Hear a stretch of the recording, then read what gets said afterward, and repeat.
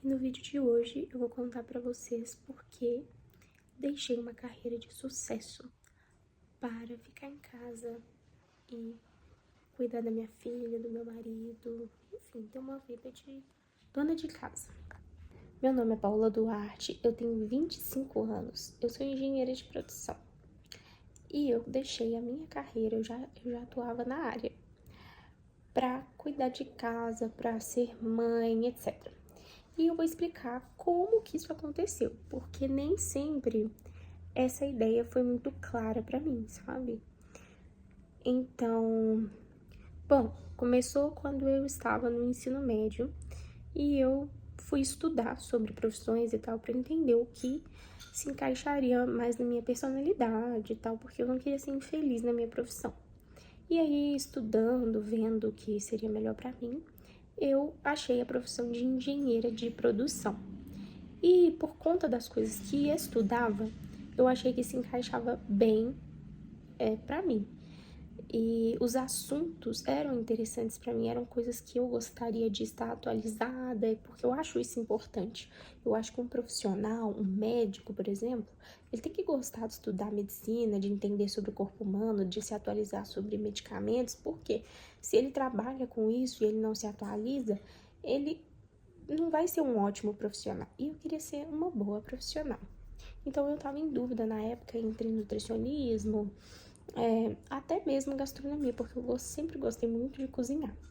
Mas meu pai, ele falava comigo que eu tinha que ter algo mais sólido para eu ter um emprego em uma empresa boa e tal, até eu decidir se eu gostaria mesmo de trabalhar por conta própria, porque trabalhar por conta própria é muito difícil.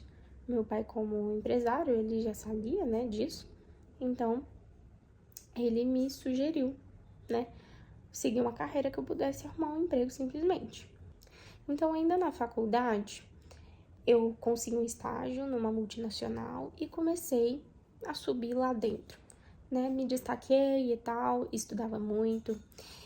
E para mim foi um sacrifício muito grande, porque eu estudava, fazia o estágio, acordava muito cedo e chegava em casa ainda, eu cuidava da minha casa, do meu marido, porque eu comecei no fim da minha faculdade e no início desse emprego, eu tinha me casado com meu marido.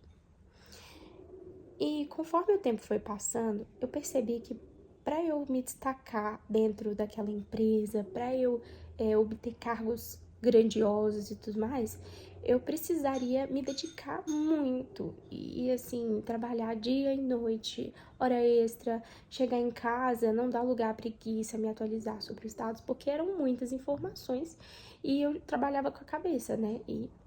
Então, o tempo todo eu tinha que pensar em estratégias, soluções e equipe, enfim.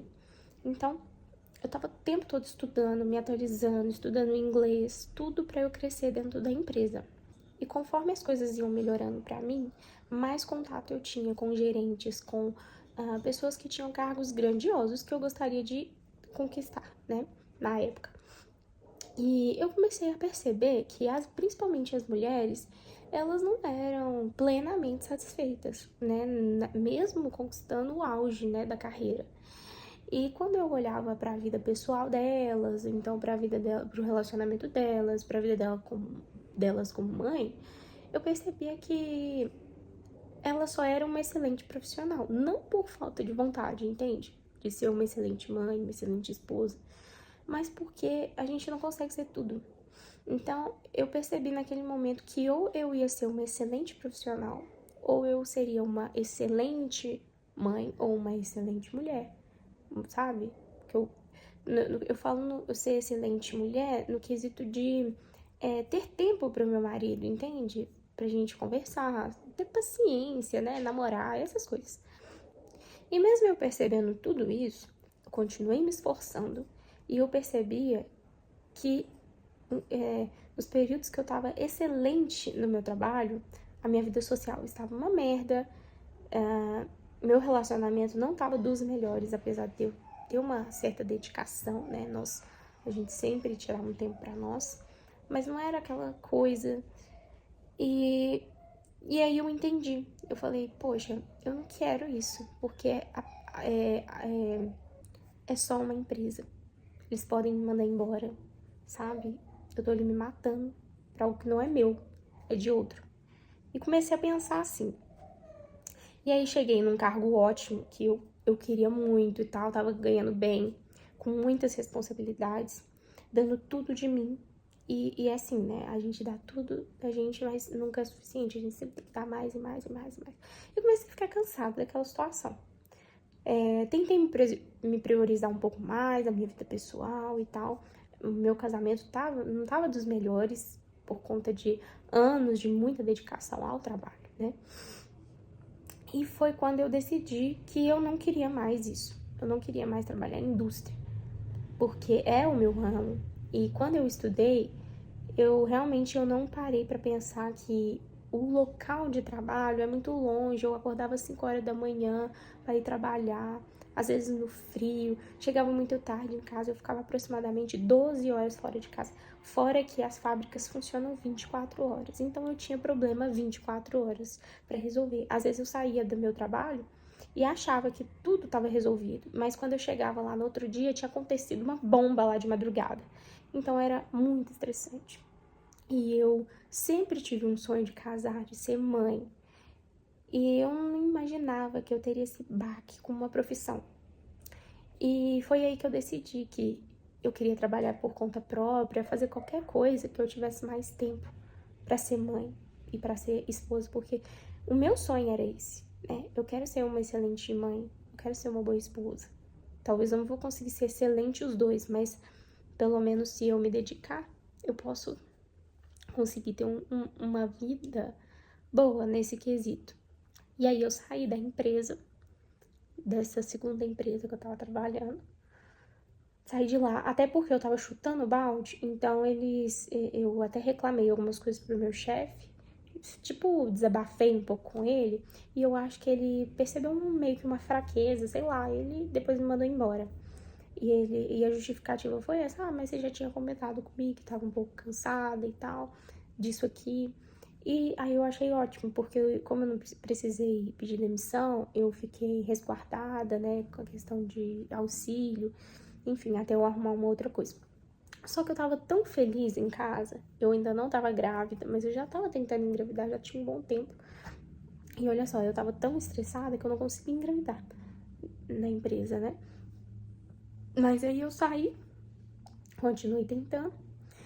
E aí uma empresa me chamou pra trabalhar.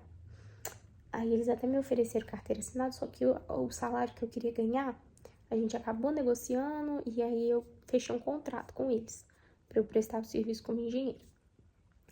E aí tava o top, né? Era o que eu queria. Era tipo assim, era aquilo que eu queria, era ali que eu queria chegar, né?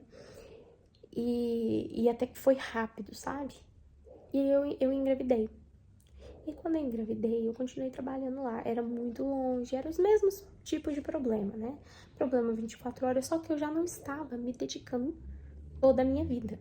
Porque eu já não queria mais isso, né? Eu aceitei o emprego por conveniência. Então, eu ajudei a empresa, claro, eu dei meu melhor, mas assim, dava o meu horário, eu ia embora. E às vezes, tipo assim, na hora que dava o horário de eu ir embora, acontecia um problema. Aí, tipo assim, eu poderia me oferecer, né, pra ajudar, tal, ficar lá mais um tempo, como eu sempre fiz, né? Só que eu não fazia isso, eu simplesmente ia embora, eu não tava nem aí. Às vezes eu ouvia críticas, mas eu não tava nem aí. Eu fazia o que dava pra fazer, fazia o meu melhor e pronto. Não ficava me sacrificando, eu fazia aquilo que eu conseguia e pronto. E aí eu engravidei. Continuei trabalhando e eu pensando, na hora que eu não aguentar mais, eu vou parar. E eles querendo que eu ficasse lá até o final, tipo assim, eu acho que eles queriam que eu tivesse minha filha lá dentro. Mas eu saí antes, graças a Deus.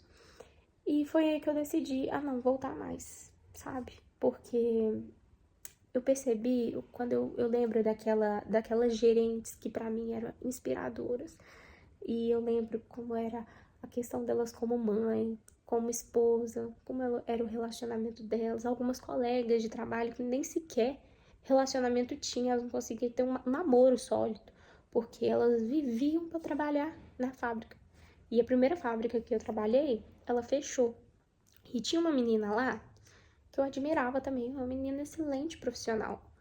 E sabe o que é uma pessoa dedicar 7 anos para uma empresa, para no final a empresa fechar as portas e ela ter que caçar outro rumo para ela? E era uma empresa de um ramo muito específico. Apesar dela ter muita experiência na área, por exemplo, a gente era do ramo de arames e tal. Aí a pessoa, para ela ir para uma mineradora, é totalmente diferente. Tipo, eles não vão olhar para os 7 anos que ela trabalhava, sabe?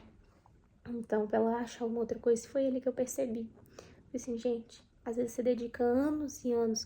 Quantos relacionamentos talvez ela não abriu mão porque ela não deu uma prioridade para aquilo. Talvez quantos namoros ela não terminou porque a prioridade era a profissão. Pra no final a fábrica fechar e ela ficar com uma mão na frente e outra atrás, porque não tinha vaga para ela em outros lugares.